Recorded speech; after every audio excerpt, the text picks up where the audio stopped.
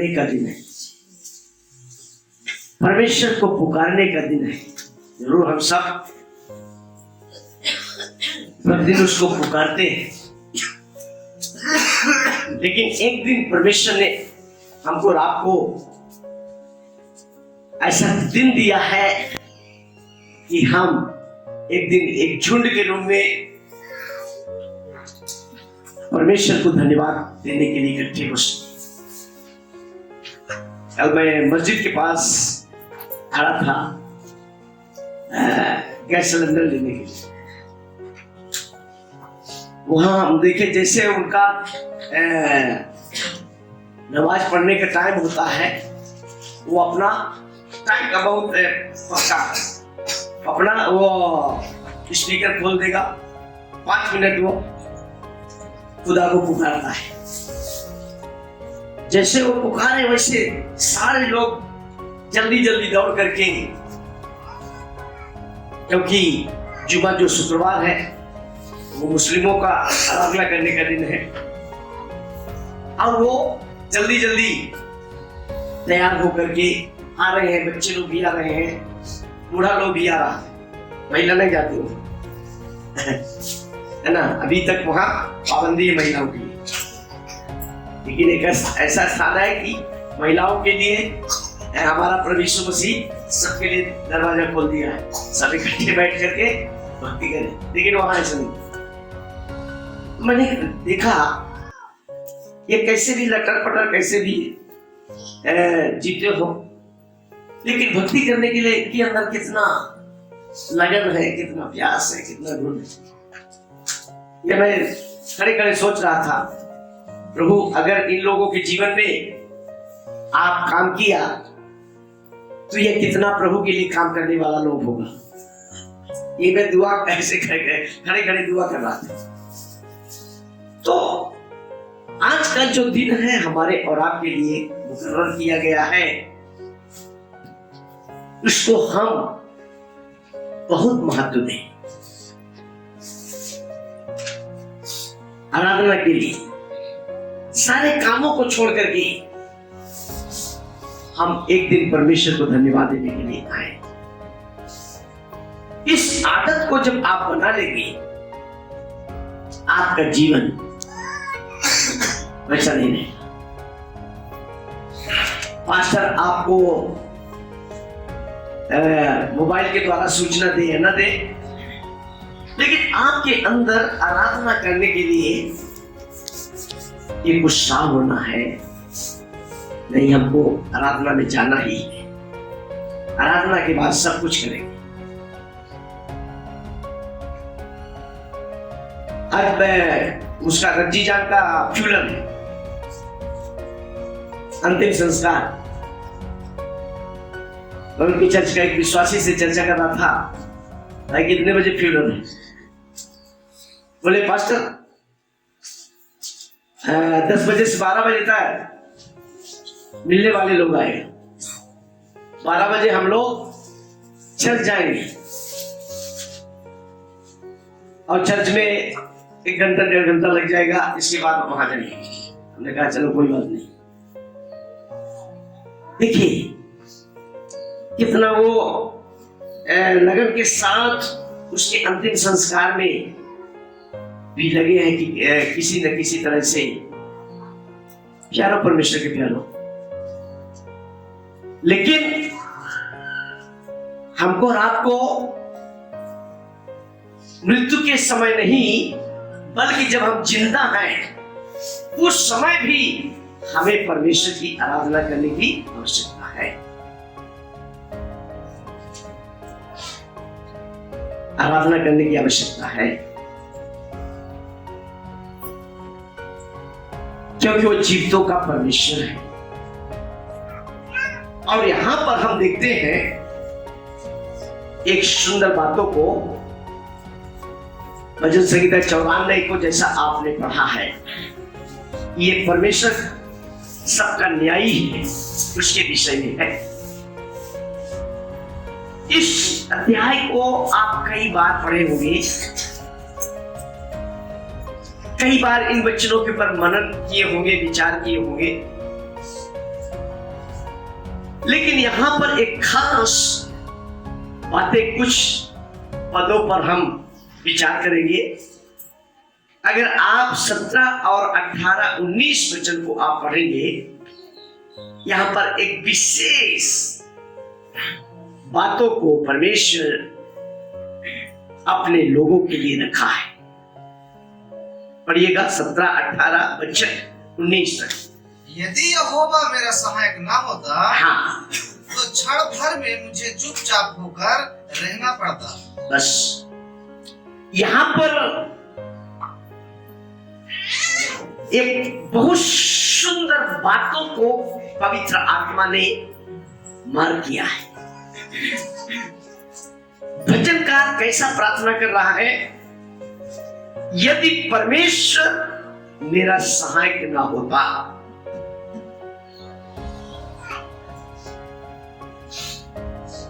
तो क्षण भर में चुपचाप पड़ा रहता। एक रोमन कैथोलिक बाइबल में, एक रोमन कैथोलिक परिवार में इस वचन को मैंने पढ़ाया था। तो उसके एक बहन पढ़ी थी। कुछ रोमन कैथोलिक विश्वासी लोगों के बीच में मैं जाता हूं। वो जब इस वचन को पढ़ी, उसमें लिखा है अधोलोक पे चल जाना। वो बहुत कांपने लगी, डर गई। परमेश्वर के प्यारों, हमारा प्रभु यीशु मसीह एक सहायक, एक ढाल बनकर के आपकी 2022 का एक महीने आपके साथ रहा, बीते साल में रहा। कठिन परिस्थितियों में, कठिन वातावरण में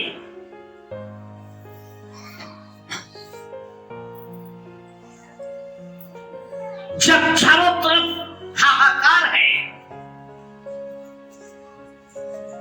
चारों तरफ मृत्यु है, परेशानियां हैं, आंसू है, पीड़ा है, उस समय आपकी प्रभु यीशु मसीह ढाल बन के खड़ा रहा। हालेलुया। इसको आप माने ना माने, वो आपकी सहायता करने के लिए, आपका एक रक्षक होकर के, जिसके चलते 2022 का पहला महीना का आज अंतिम आराधना में हम और आप शामिल हुए। जी, जितना तो उसके साथ हमें संगति करना चाहिए नहीं कर पाए हैं, तो भी वो हमारा ढाल बनकर के खड़ा रहा, सहायता किया, मदद किया,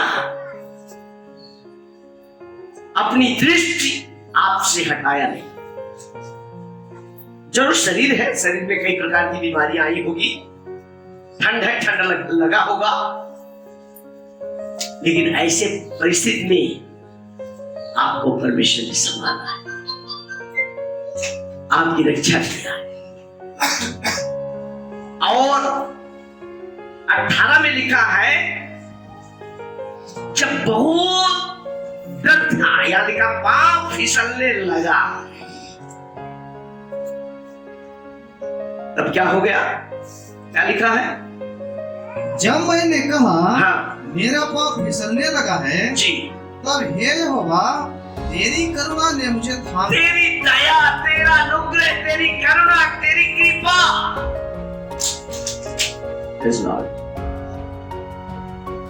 थाम लिया, गिरने नहीं दिया, मिटने नहीं दिया।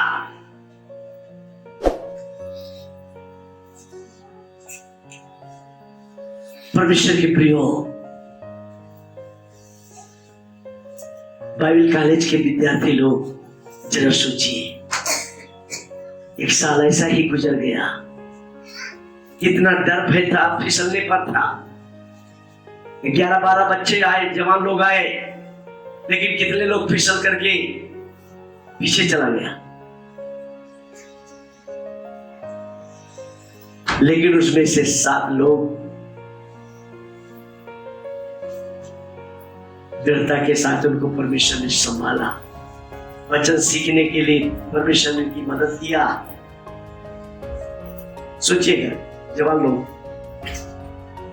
कितना घबराहट। कल कई लोग भाई क्या नाम है, नरेश गवाही दे रहे थे, कितना घबराहट था, कैसे होगा, किस तरह से। लेकिन क्या लोग फिसलने पर थे, गिरने पर थे, वापस चले जाएंगे, हमारा परिवार किस तरह से चलेगा।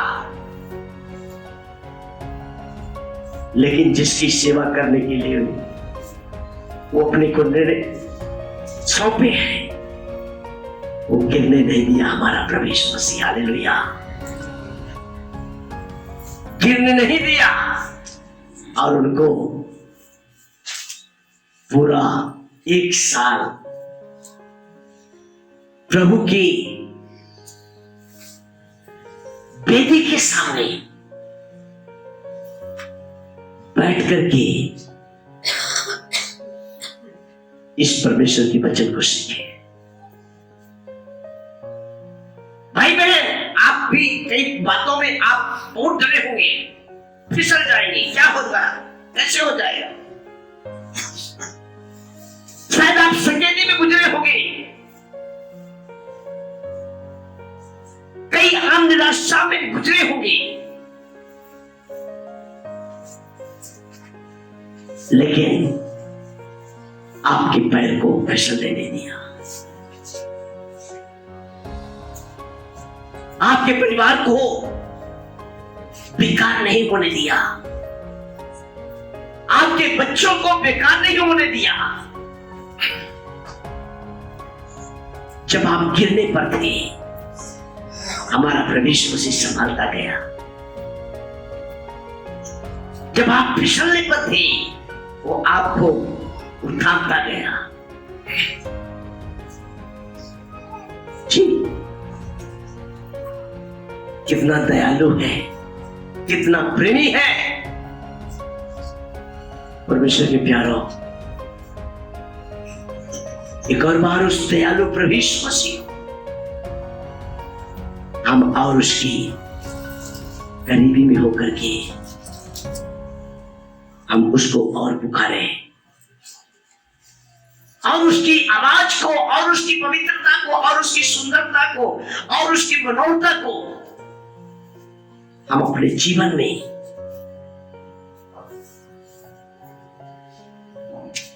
महसूस करें।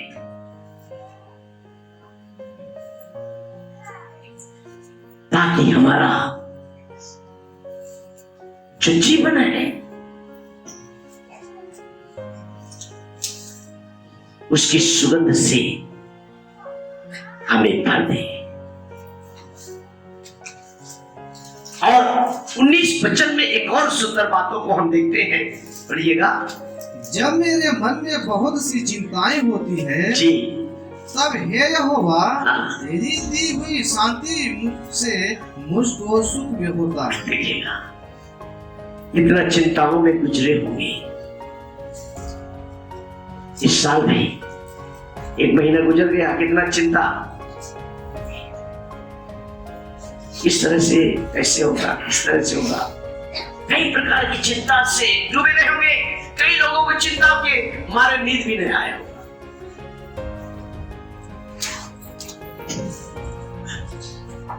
नींद भी हराम हो गया।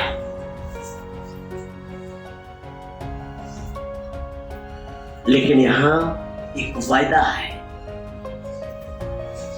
हमारा प्रभु यीशु मसीह आपसे वायदा करता है, जब आप चिंताओं की तराई से गुजरे। क्या लिखा है?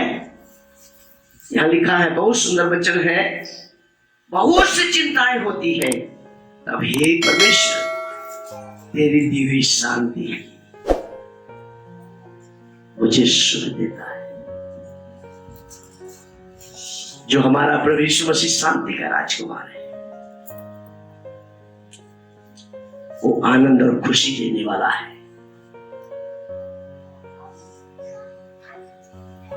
सुख देने वाला है। अगर आप यीशु मसीह को पाने के बावजूद भी आप दुखी रहते हैं, हमसे अभागा कोई नहीं हो सकता।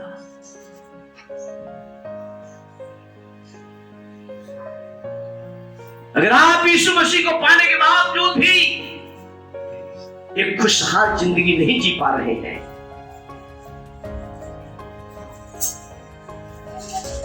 हमसे कमजोर कौन व्यक्ति हो सकता है? परमेश्वर के प्यारे भाई बहन, शायद आप एक साधारण जीवन व्यतीत करते होंगे, लेकिन उस साधारण जीवन में भी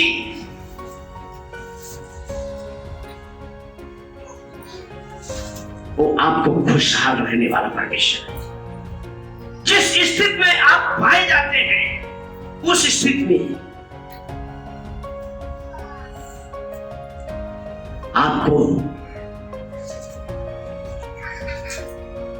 सुख का जिंदगी देगा।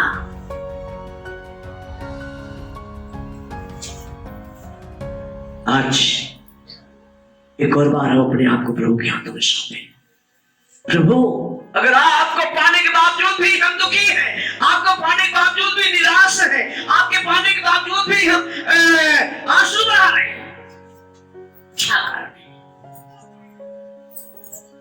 प्रभु, आज एक और बार मुझे अपने बाहों में ले लीजिए। हमारे सारे निराशा को, सारे चिंता को दूर करके हमें एक जयवंत जीवन दीजिए। हम वही जीवन चाहते हैं प्रभु। हम इस साल दुखी नहीं रहना चाहते, निराश नहीं रहना चाहते, चिंता में नहीं रहना चाहते। शारीरिक दुर्बलता रहेगी, कोई बात नहीं है, लेकिन हम चिंता मुक्त रहना चाहते हैं।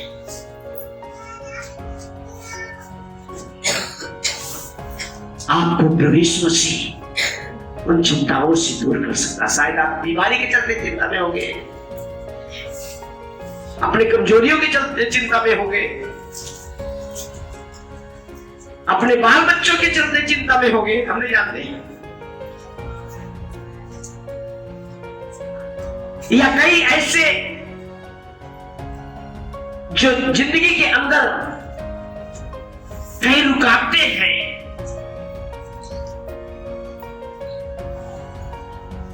उसके चलते आप चिंतित होंगे, हम नहीं जानते।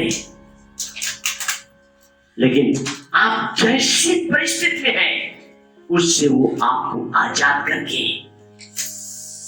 आपको जयवंत बनाना चाहता है।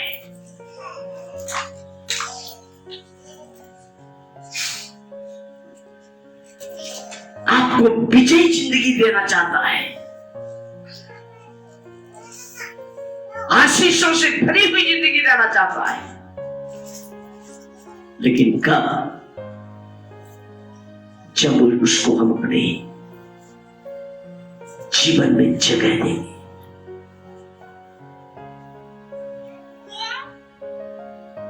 प्रभु, मुझे एक और बार आप ग्रहण करिए। जैसे भी है हम कहते हैं,